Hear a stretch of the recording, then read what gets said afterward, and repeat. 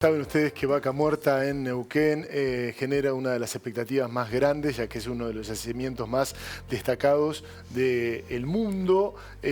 Instalada en Neuquén mayoritariamente, genera desde hace tiempo expectativas enormes para un crecimiento de Argentina. No obstante, el 30% de Vaca Muerta se instala en el subsuelo de la provincia de Mendoza, al sur, en la zona de Malargüe, con lo cual en los últimos meses las expectativas de las inversiones y de hecho las realizaciones y los anuncios de inversiones por parte de las empresas petroleras como YPF, como Shell, generan un enorme caudal de miradas positivas hacia el futuro también en Mendoza, que está definiendo su posicionamiento en torno a este tipo de yacimientos. Pero vamos a repasar de qué se trata el yacimiento de Vaca Muerta en Mendoza. Como te contábamos recién, el 30% del yacimiento de Vaca Muerta se encuentra en la cuenca de Mendoza.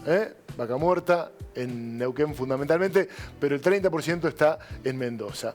Es un recurso, lo decíamos, de clase mundial, de gas y petróleo. Actualmente, YPF ha completado la etapa exploratoria no convencional de Vaca Muerta en Mendoza con resultados positivos. La provincia, en los últimos días del año pasado, ya adjudicó proyectos de explotación y exploración en Mendoza. El objetivo, ha señalado la ministra de Energía de la provincia, el objetivo de Mendoza es sostener la producción actual mientras se invierte para llegar a proveer a los argentinos de energía abundante, limpia y a precio accesible.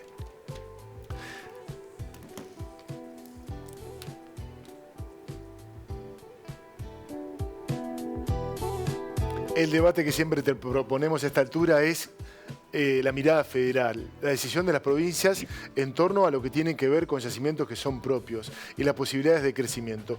Hablábamos del petróleo y de los derivados del petróleo, pero también vamos a hablar de la minería, que a propósito de lo que está ocurriendo en nuestro país de un tiempo a esta parte, también genera muchísimas expectativas de desarrollo. Por eso lo vamos a saludar a Carlos Ferrer, que es presidente de la Cámara de Servicios Mineros de Mendoza. Hola Carlos, buen día, bienvenido. Bienvenido, Pablo, también por acá. Bueno, gracias por su tiempo. Es importante conocer lo que está ocurriendo por allí. Hablábamos recién de Vaca Muerta, del petróleo, pero la minería también ocupa un lugar esencial y genera muchas expectativas de desarrollo. Correcto, vos lo has dicho, has hecho una introducción muy precisa. Tenemos mucha expectativa en Mendoza, el hidrocarburo viene creciendo en el país y la idea también es que crezca la industria minera. Están formulando una matriz de política de Estado de minería y petróleo, lo cual le hace muy bien a Mendoza. Mendoza viene con la matriz económica agotada, cuasi agotada. O sea, hemos estado administrando pobreza durante los últimos 10, 12, 15 años. Y en buena hora que esto empieza a desarrollarse. El tema de Vaca Muerta mendocino venía rezagado, o sea, se hablaba mucho del tema Vaca Muerta mendocina, pero la parte mendocina con mucho potencial. Acá le dieron vía libre a la explotación no convencional, lo cual nos parece bien, porque todo en definitiva se vuelca, igual que la minería, en una mejor calidad de vida futura para el ciudadano de Mendoza. Nuestro expertise es absolutamente minero. Si bien este es un mineral que viene de la mano, un recurso que mucho más desarrollado y con una licencia social de vieja data, pero estamos con nosotros muy cerca y fogoneando y ayudando al desarrollo y bueno, tratando de saltar las vallas de contención absolutamente ilegítimas y absolutamente injustas y mentirosas de sectores que, o sea, por diferentes razones, en algunos casos por falta de información, por ignorancia y en otros casos por intereses económicos, porque todos estos recursos explotados, como vos dijiste recién, con empresas de nivel mundial, implican levantar estándares y ahí lamentablemente el egoísmo de algunos sectores hace que no como les significa a ellos el levantar, ¿no es cierto?, un poco los estándares, levantar sueldos, blanquear empleados, generar fuente de trabajo. Hay sectores que, buscando el interés personal, así lo interpreto yo, no acompañan o tratan de poner palos en la rueda. Hay algunos sectores pseudoambientales que no tengo absolutamente nada personal contra ellos, pero están tratando de impedir el desarrollo. No nos podemos quedar con la Argentina como veníamos, una Argentina absolutamente liquidada desde el punto de vista económico, con una moneda que no servía para nada y con todos los mendocinos y argentinos sufriendo esta situación y generando de alguna manera pobreza y más pobreza. Bueno, claro. Hoy tenemos esperanza. Bien, Carlos, yo te quería preguntar porque usted acaba de citar algo que me parece trascendental.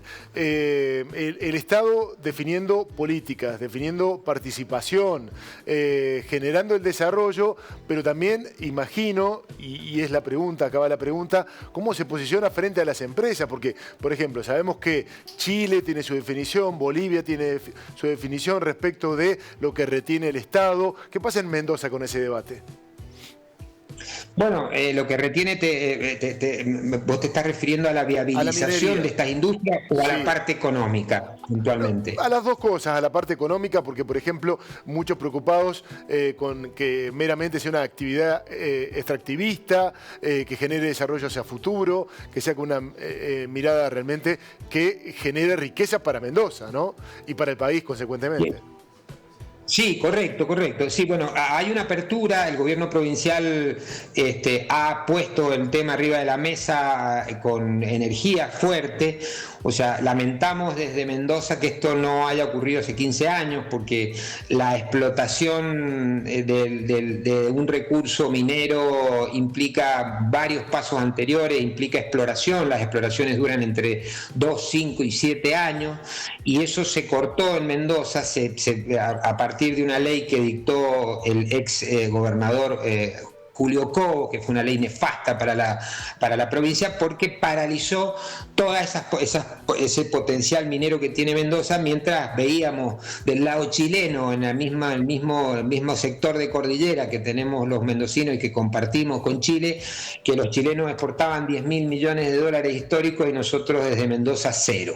Entonces, bueno, dejando sentado eso, porque la política, creo yo que tiene que, del color que sea, nosotros no tenemos desde nuestra Cámara de Seleccionados, no tenemos color político, pero pensamos que los costos políticos los gobiernos de turno tienen que pagarlos, porque en definitiva, si es bueno para la nación y si es bueno para la provincia, todo tiene un costo, porque se pisan callos y se molestan intereses, pero en definitiva el bien común es lo que tiene que prevalecer. De eso se trata la democracia, y en definitiva tiene que prevalecer el bien común y levantarle un poco la calidad de vida a la gente y dejar de vivir en una pobreza franciscana cuando tenemos un país y una provincia que tiene muchísimo potencial. Acá en Mendoza, sí. No, bueno, eso, vamos concretamente a la producción en litio. Sabemos que es la gran vedette por estas horas. Están esperando inversiones del exterior también. El esquema RIGI los ayuda. Sí. En Mendoza es cobre, en Mendoza el fuerte es de cobre y uranio. Existen proyectos que están viabilizados. Viabilizados significa en la jerga minera que tienen factibilizados, que son viables desde el punto de vista económico, desde el punto de vista técnico, desde el punto de vista ambiental y social. Nosotros tenemos un proyecto emblemático, un mascarón de proa, y estamos apoyándolo mucho, que es el proyecto San Jorge, un proyecto de cobre, concentrado de cobre, que el país está importando en este momento. Te pongo ese ejemplo porque el proyecto San Jorge en Las Heras, Uspallata, es el proyecto de cobre más avanzado de los nuevos que están empezando a fogonearse en el país, el más avanzado inclusive respecto de algunos proyectos en San Juan. Este proyecto ya está viabilizado y ahora la empresa ha presentado el informe de impacto ambiental, que venía frenada, como te dije, hace 15 años, y entonces ahora el Estado está apurado, por sacarlo adelante, porque necesita los recursos, necesita la gestión y necesita poner en movimiento a la provincia, que realmente la provincia estaba parada desde hace un montón de años.